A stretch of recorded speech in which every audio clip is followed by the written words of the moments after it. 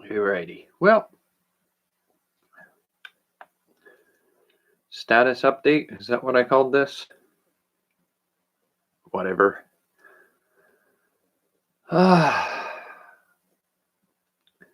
am tired. Very, very tired. Don't have a lot of energy today. All right, so for my own clarity of mind at this point, where would I say I am? I feel like Saturday night was the first night of real feeling like crap again. That's the thing what I don't understand is 2 or 3 weeks ago, I want to say the start of Marchish, I had a cold.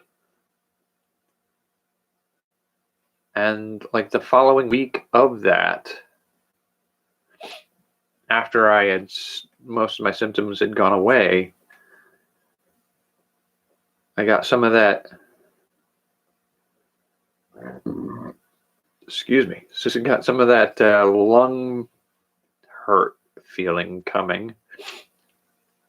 Seemed to clear up for about a week and a half to 2 weeks. And then I had a little bit of a 1 day, felt like a cold. I got over that. And then like 4 or 5 days after that was this past Saturday. I would say Thursday, I felt very tired at the end of Thursday. Friday, I didn't feel as bad, but felt sort of like roughed up. And then Saturday night was starting with the lung ache again. So Saturday, I mean, maybe Thursday, Friday, Saturday, Sunday, Monday, Tuesday, Wednesday. That would theoretically be about a weekend.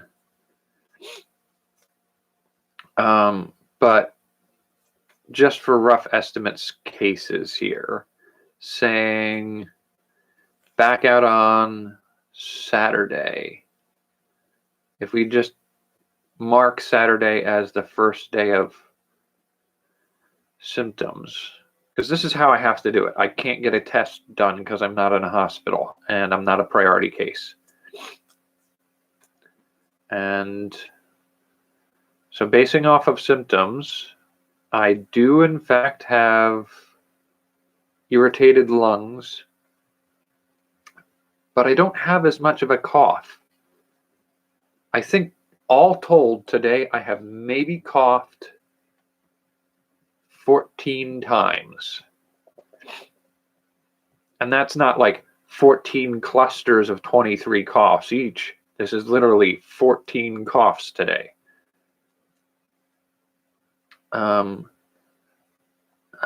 I will say, like yesterday, I woke up feeling perfectly fine. Like I wasn't sick at all. And I felt guilty calling out of work. But by the end of the night, I felt a little bit more justified because I felt a little bit like crap. But I woke up today feeling like crap. So it feels like this is definitely on the upswing, not the downswing. I can't say for sure. It really does feel like it's pulses. Because like yesterday, I woke up feeling fine. After breakfast, I felt a little bit achy in the chest and fatigue and a little bit of a cough. But then I got to the point in the afternoon where I didn't feel it at all. And then by evening, I had another round of symptoms. And like, I can't tell with my temperature. My thermometer broke. And I've been trying to use my hand, but my hands are always cold, so I can't get a real read on what my temperature would be. Trying the back of my arm,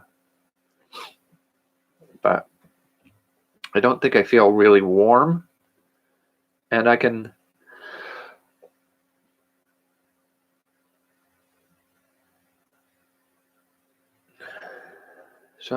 pull in a deep breath, and I can hold it, and I seem to be doing all right. So it's not like I haven't had a coughing fit, and I haven't felt like I'm starved for air necessarily. It's just sometimes it's like a tightness. Just I don't have difficulty drawing the breath, but my body's reluctant to do it. It's sort of like I can pick up something with my, like in the middle of winter when your hands are so cold they hurt. You can make a snowball. You can get your fingers to move, but they don't want to move as easily. There's a resistance to that, and they hurt because it's so cold. That's sort of what it feels like on my lungs, where it's like I can breathe fine. I'm not lacking for air. I can draw a deep breath. I can speak. I can go on for however long I need to do it. But there's a soreness to it. So I don't know what that means. I would wager the actual burning rawness of my lungs may imply a little bit of a pneumonia. We'll see how bad it gets. I don't have a fever yet, so I don't think it's anything severe yet. But, I mean, I'm guessing I don't have a fever because I don't have a working thermometer. And there are none in the area. So, I mean, I'm just assuming I'm doing okay. And if we're in it from Saturday, date-wise, we're really at a point where health-wise, I don't have a headache. I can still taste things. I am tired. And I am feeling a little like exhausted. That sort of woozy, like not even woozy. You get up and you feel like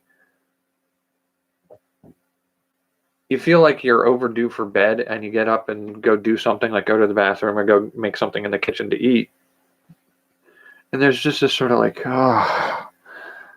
the energy is just not there. And I feel that more than anything. My lungs do get achy. But I don't have like an overwhelming urge to cough. And when I do cough, it's not producing anything. I do occasionally have an urge to clear my throat, and that does help a little bit sometimes.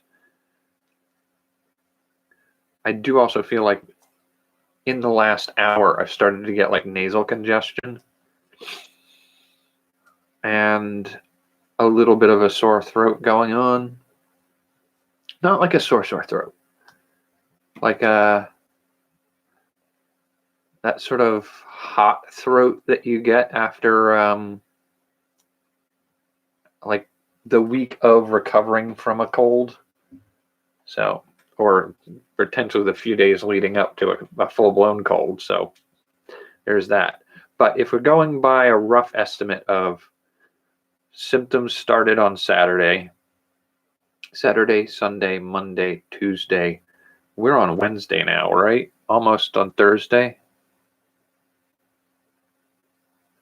Yeah, we're almost on Thursday. So Saturday, Sunday, Monday, Tuesday, Wednesday, Thursday. We're almost a week into what should be at most 2 weeks of symptoms, which sounds horrible. I don't want another week of this crap. But, I mean, as far as how things are going, I think it's hard to say. There's so much misinformation out there right now. And frankly, it's certainly not helping anxiety. Like, I have an anxiety issue, and everybody talks about this like it's a death sentence. And so it does freak people out. And I'm one of those. Like, I can feel the anxiety of like how much do I need to start planning for going to the hospital and being intubated, and how much do I need to start planning for my own demise? Like, that's there. That's, based off of the way people talk about this pandemic. But statistically speaking, it's you can try to reassure yourself a little bit. And if this is something you're going through, by all means, reassure yourself with this. It'll help you a little bit. But looking at the statistics of this all, if there are currently existing 205,000 cases in the US right now, and of those cases, there have only been, we shouldn't say it that way, but there have been less than 1,000 deaths, I think. I'd have to go back and look at the numbers again. But you're looking at less than a percentage of people who get sick die. And so that feels like it should be reassuring. I can't help but also note that when I look at the numbers, I'm like, okay, so the number of dead is not even a full percentage of the people who get it. If you also look at the number who have recovered, it's a couple percentages. So it's not as reassuring as one would want. It really means that most of the cases that we're currently experiencing as a country are still in the active process of being sick and not out of the woods yet. But rough estimates of the health consequences suggest anywhere between a 1 and a 4% mortality rate. So 4% of 200,000, let's say right now, statistically, we're going to have way, way, way, way more people who survive. It's just the numbers don't look as good as you want them to look right now, because this has been fast and hugely growing. Well, it's not been fast. It's been small start, and the fastest portion of it has been in the last few days. It's just the way that exponential growth patterns work. You're going to have 2 cases, and then 8 cases, and then 16 cases, and you're going to go through these number of cases. It feels like a rapid accumulation, but you're going to hit several days in. You're going to be a week in, 2 weeks in almost, before you really start crossing the threshold of 200. But once you get across the threshold of 100, when you're talking about the rate at which cases develop, it's like a couple hundred, or it's like a doubling. So what we've got here is rough. I should just go get my computer and pull up the statistics. I'll be right back. Hang on.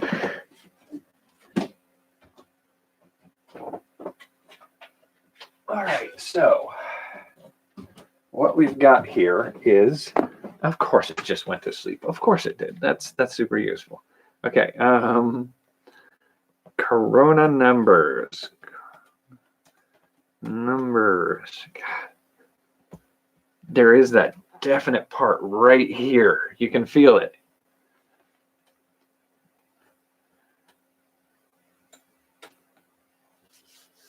All right, well, here's hoping. I'm waiting to see what the next few, I guess next week and a half look like, at least, because I'm definitely in quarantine right now. this is the last couple days have been enough for me to be quite clear that I do have something severe. It may not be corona, maybe it is, but the symptoms match. So what we're looking at is what they usually say is the time leading up to symptoms can be as long as 2 weeks. I don't know that. 2 weeks ago, I had a different cold. And following that cold, actually, it was like 3 weeks ago, I had a different cold. And following that cold, like 4 or 5 days later, I had some pain in my lung. And that seemed to have cleared up within a few days. And then nothing for a while. And then I had one sort of sick day. I had a runny nose for an afternoon. But it was a day where we might have had enough pollen that it could have been an allergy. And so within the last 2 weeks, maybe somebody at work exposed me to it. It's not been anywhere else because I haven't been anywhere else.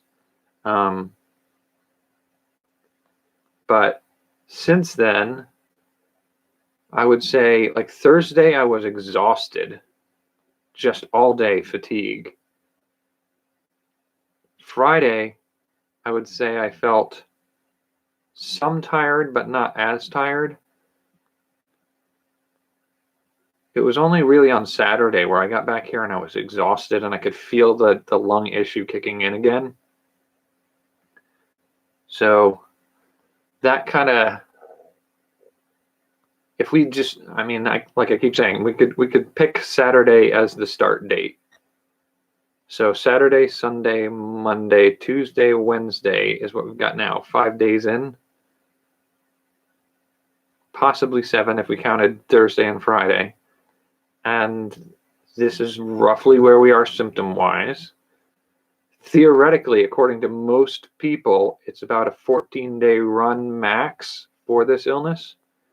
I've heard some people say it's 5 days from the start of symptoms is where you're most likely to peak. So potentially today or tomorrow. But I've also, you're going to continue to have some symptoms for a week or two after. And so it's like, all right, so we'll see where this goes. I'm not in a position where I'm bad enough that I need to go to a hospital yet.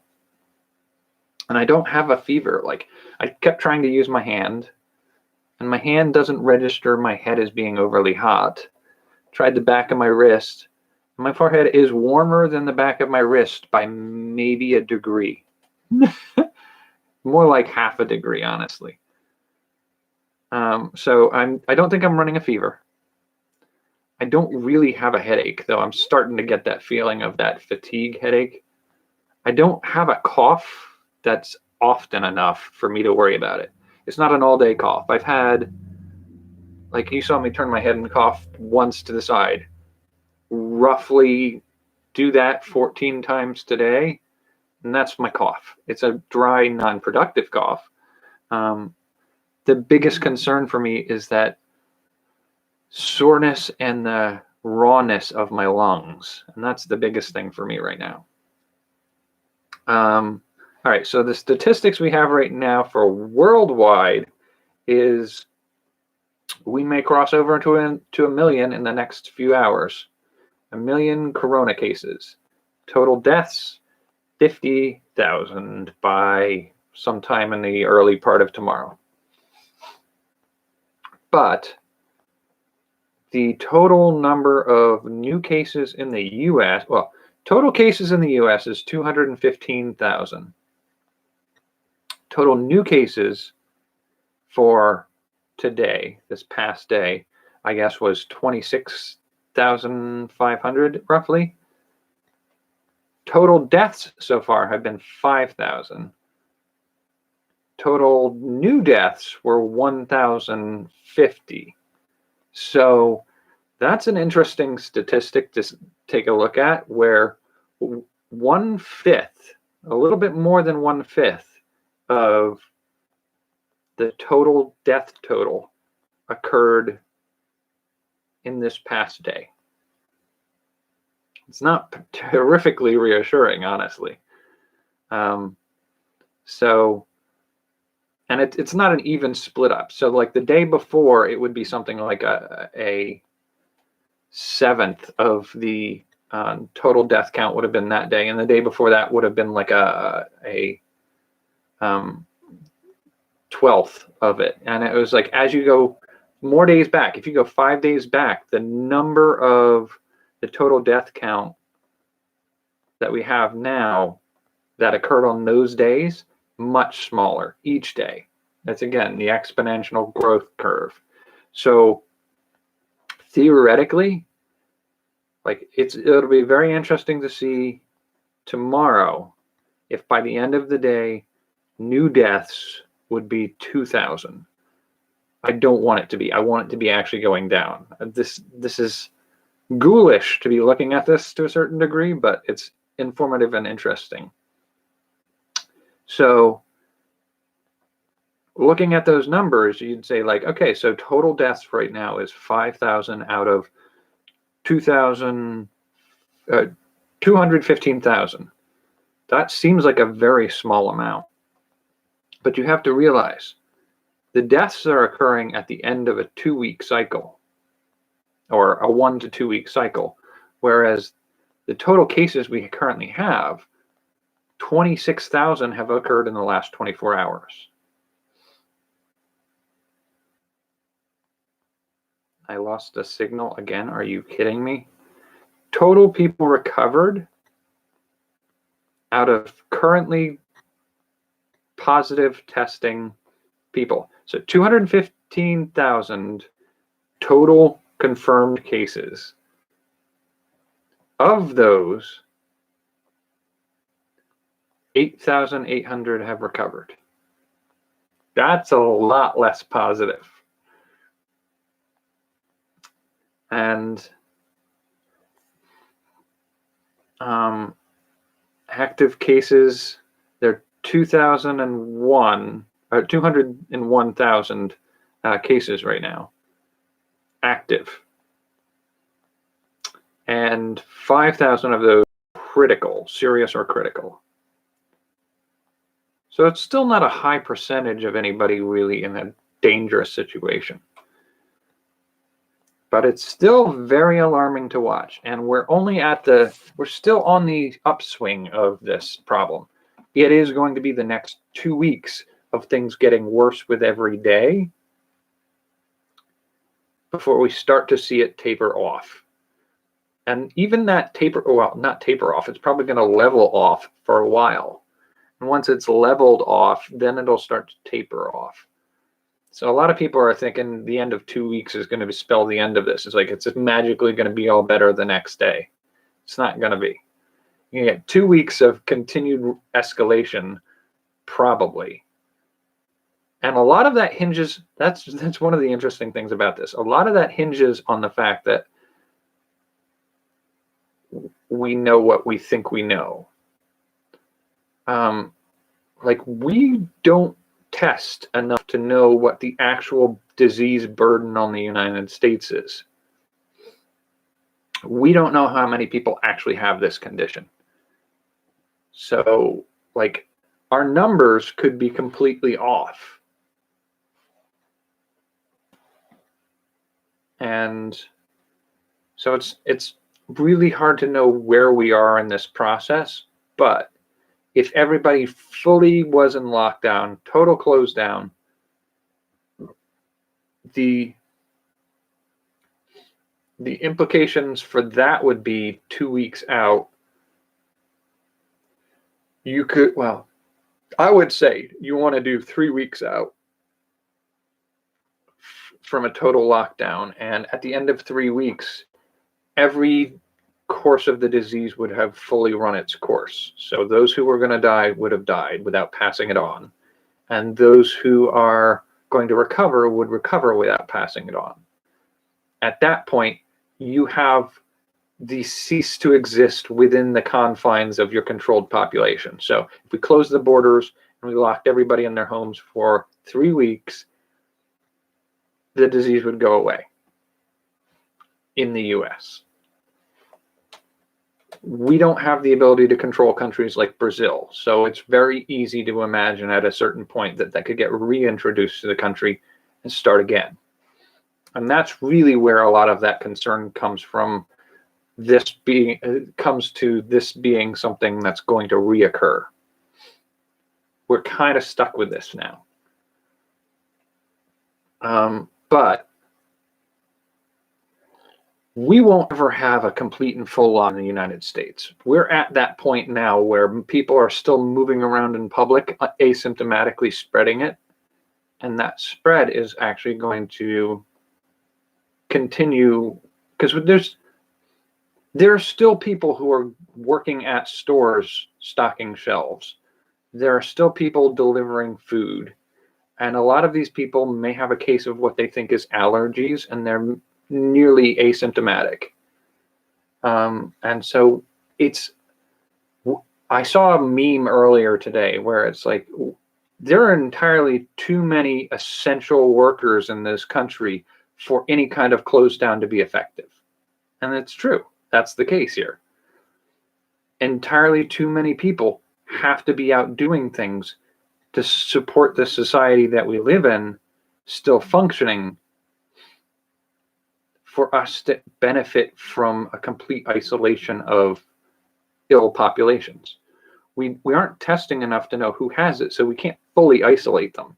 Like anybody who has symptoms, like if you could test me and it came up positive, and you could lock me in a tent for 2 weeks and put in a nutrition bar once a day, every day for me, I'd be okay with that, first of all. And second of all, that would be the only way to really isolate somebody with the illness well enough. But you don't know if I have it, and you can't arrange a system for taking care of my healthcare needs, my food, and my sheltering while I'm unconfirmed. And I'm one of 215,000 or 200,000 right now who are potentially active cases. So if that's the situation we're dealing with, where nobody's stopping me, I could go out into my car, I could go drive down to the Walmart, I could walk through the grocery section, pick up 2 different packages of meat, find the one I want and put the other one back, walk out of that store after paying with probably cash or a credit card that I put into a machine that somebody else is going to touch. Nobody's stopping me. Nobody could stop me because I'm not confirmed to have had it. Do I have it? I don't know. I think the only way we're ever going to know how many people ended up with this is doing serological tests. And even then, not everybody's going to do a blood test so you can find out how many people had it. So it's just sort of like, we're never really going to fully know. Oh yeah, there's a lot of tension in my neck right now. So I think I'm getting that headache real soon. So it's not easy to tell. And you haven't seen me cough at all, have you? No, not really. I had that one turn to the side and cough. I'm doing a long-winded ramble. I'm not breathing laboredly. So, I mean, and I don't have a temperature right now. So overall, I'd say I'm not an emergency case right now. How many people are probably out there? It's rough to say, but based off of some estimations of what they're looking at, about 80% of people who get it are minorly ill. It's like a cold, a crappy cold. It's not a severe cold. Doesn't necessarily progress to a pneumonia.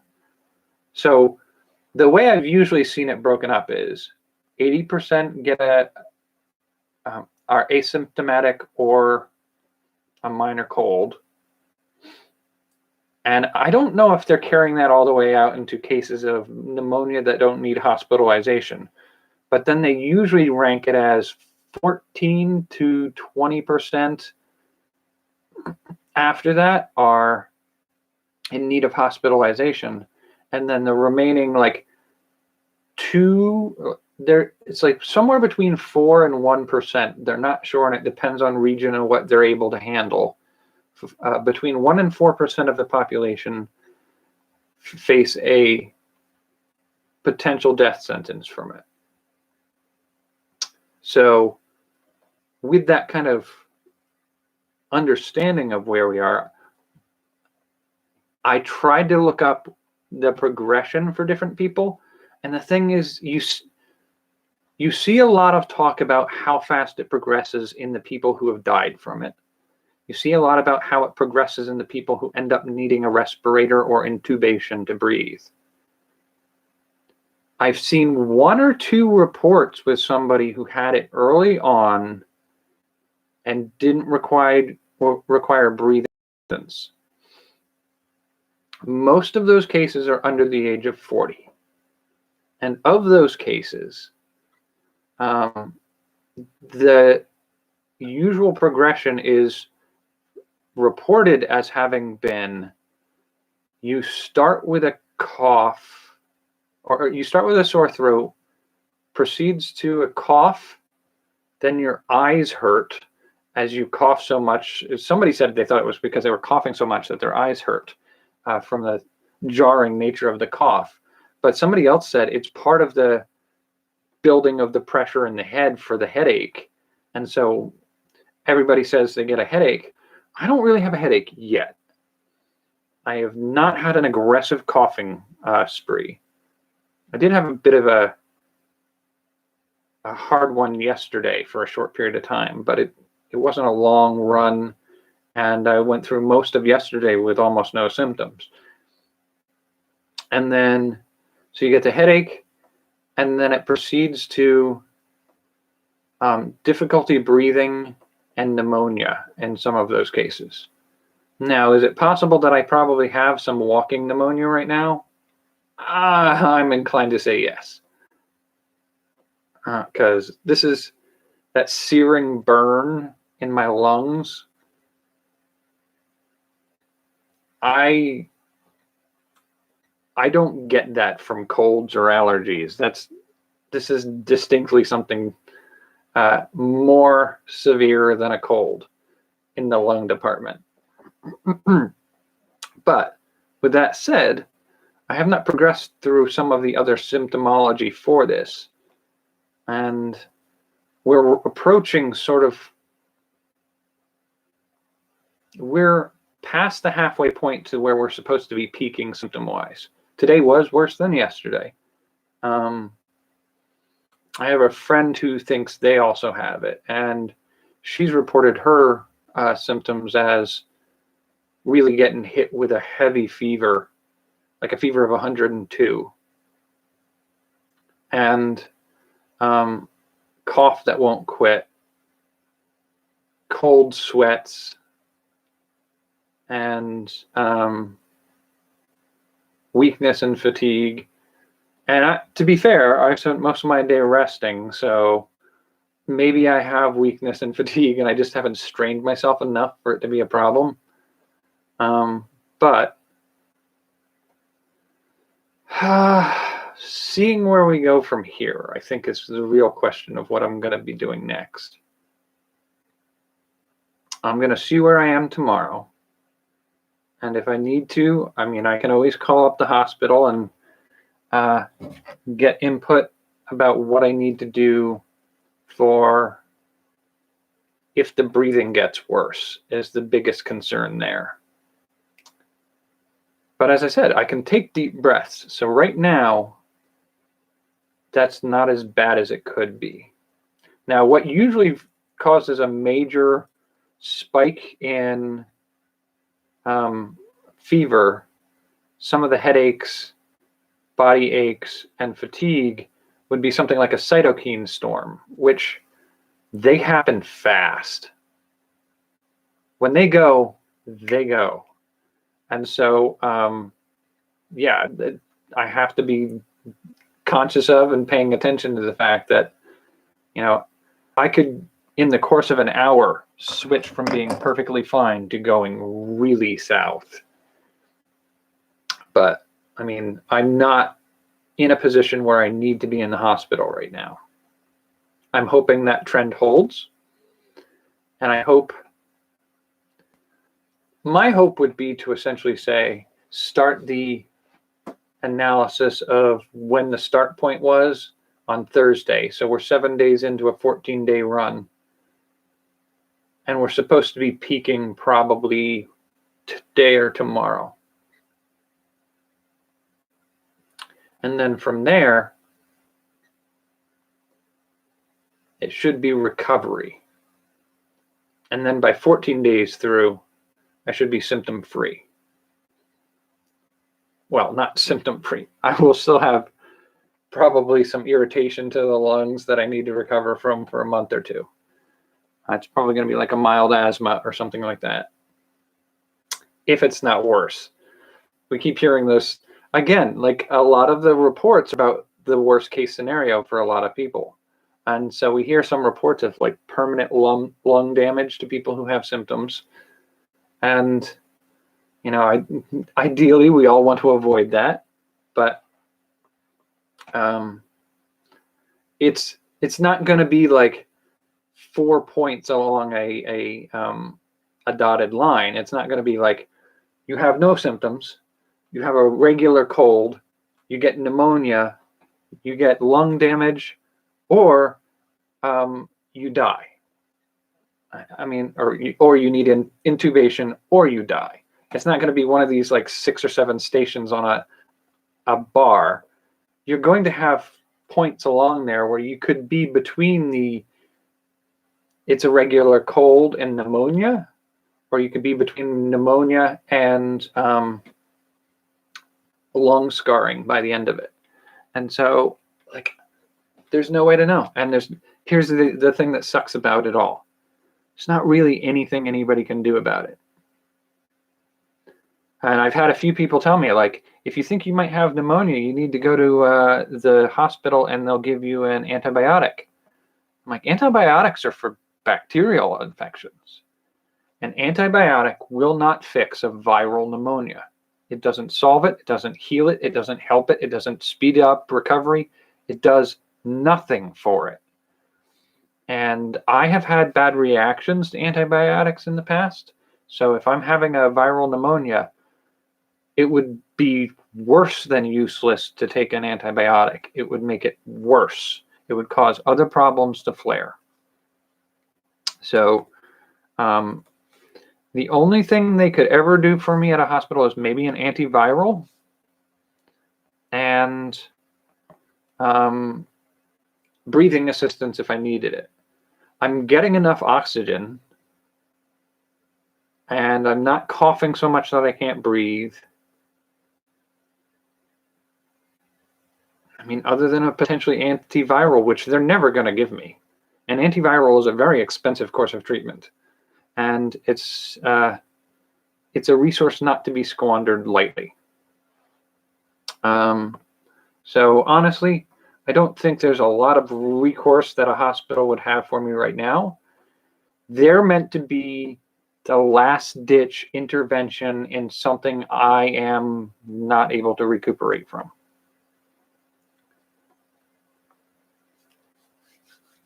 So that's sort of where I am at right now.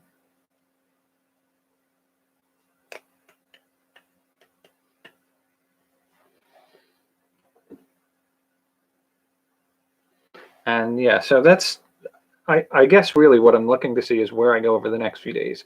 And I think the other thing I want to do is, as is the case with my chronic illness, early on in the case of my chronic illness, I hit a point where it was like, I could be a sick person who does creative things in their spare time, or I can be a creative person who has sickness in their spare time.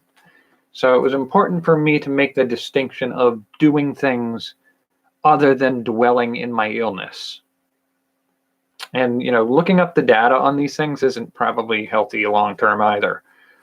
Like, we're at a point where the only thing we can do is rest, make sure I eat, keep emergency contacts available, and just ride it out. It's a virus. You don't have a lot of other options.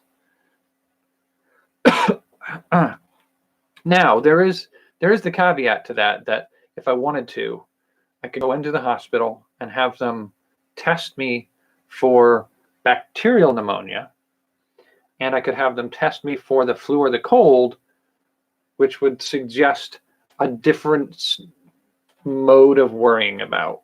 So, like, if I have a pneumonia caused by a flu virus, again, it's still going to have to be riding out the virus till it's done, but it's also less fatal for me. A cold virus that potentially causes a pneumonia, sort of the same boat. If it's a bacterial infection, then we could look at an antibiotic. And they can run those tests much easier than they can test for a corona. But at this point, I don't know that it makes sense to run the risk of exposing myself to people who actually have it at the hospitals, just to find out I don't have it, and then I do have it because I expose myself to it. So yeah, it's a big mess of like weighing the risks. And right now, risk-wise, this is a bad cold. So I got to ride it out. But I got to treat it like it's the most contagious epidemic we have running in the world right now. Because I cannot risk infecting anybody else with it. I have too many people in my life who have chronic health conditions, early stage renal failure, high blood pressure, diabetes, autoimmune conditions. Somebody I know had a heart attack within the last year. And I know too many people with asthma. My sister has lupus. My mother's in her 70s. My niece has asthma. I know a few people who are on drugs to lower their immune system for either transplant or rheumatoid arthritis kind of conditions where the inflammation is an immune response. So you try to lower that by lowering the immune response. So, given that situation, I can't afford to risk other people by exposing myself to the outside world. There's still got to be a better way to say that. Exposing people to the potential of a virus, especially one that, based off of what we currently see as symptoms in my condition, the best course of action is just for me to lay down over there, read some things to entertain myself, maybe write some things, do some artwork, and then in 4 or 5 days, I should be on the point of recovery. Seems to me that's the better option. So that's what I'm doing. I will try to come up and do an update each day from this point on. I think doing the status updates each day is probably better for me. Just keep track of where I am and just kind of keep a record of it.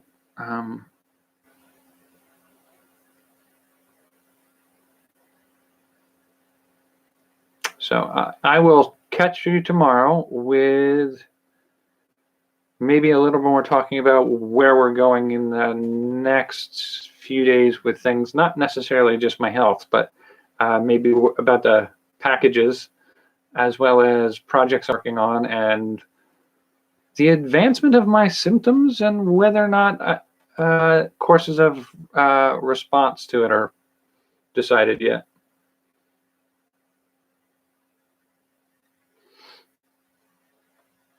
So yeah, I can't think of anything else to add. And I still taste things. So I'm going to get something tasty to eat for the afternoon or evening. Although I have to admit, I'm not as hungry as I should be. Kind of feeling queasy and tired of eating the same stuff.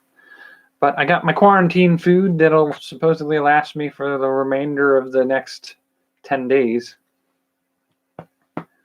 So I should be good for that. I still have 4, 5, 6, 7, about 8 or 9 rolls of toilet paper. So unless something goes really badly, I should be good on that front too. I could use a shower. I feel a little gross. Might do that tonight. All right. 45 minutes in. Thanks for joining me. I will check in again tomorrow. And until then, take care of yourself. And stay healthy. Because I'm worried about you and some other people I know who have some outstanding health conditions that they're worried about.